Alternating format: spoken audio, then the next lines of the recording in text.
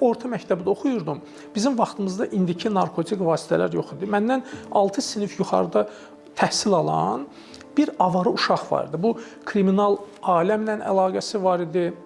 Məktəbin şüşələrini sındırırdı, müəllimləri döyürdü, narkotik vasitələrdən də istifadə edirdi. Bir gün bunu gördüm ki, bu adamın əlində 8-ci sinifin fizika kitabı. Adam məktəb vaxtı dərs oxuyan olmayıb. Mən bunu görürəm ki, məktəbi bitirib əlində fizika kitabı, şok olmuşam. Bu mənə dedi ki, getdiyim yollar onlar hamısı yanlış olub.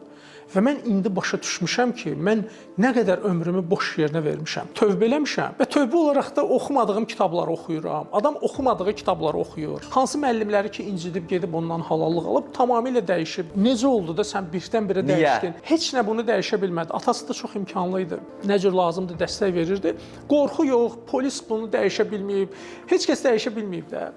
Bu mənə dedi ki, elə olur adam yatır, birdən belə eləyirsən ki, oyandın da və oyandın ətrafa baxırsan ki, sən bir dənə çirkabın içindəsən, üst başın çirkabdır və ondan irgənirsən. Deyir, məndə belə bir hal oldu və mən onda öz halımdan irgəndim. Ətrafımda olan insanlardan irgəndim ki, mənim yanımda bu tiplər olmalı deyil də. Yəni bunlar, bu cür simalar mənim ətrafımda olmalı deyil. Və deyir, mən ondan sonra tamam həyatımı dəyişdim. Adam ağlayıb içdən. Bu oyanış təbii ki, birdən olmur da. Bunu bir prosesi gedir bunun içində. Bu ola bilsin sizi kimi anasının vaxtından əvvəl ağarmış saçını görür, o qırışlarını görür, istəyir düzəltsin, bir növ keçmişə qayıtsın, o görür, yox, o vaxtları bu anasına nə qədər zülm. Bu proses yavaş-yavaş bu adamda gedib, ancaq birdən elə bir ki, o jeton düşür, gözlər oyanır.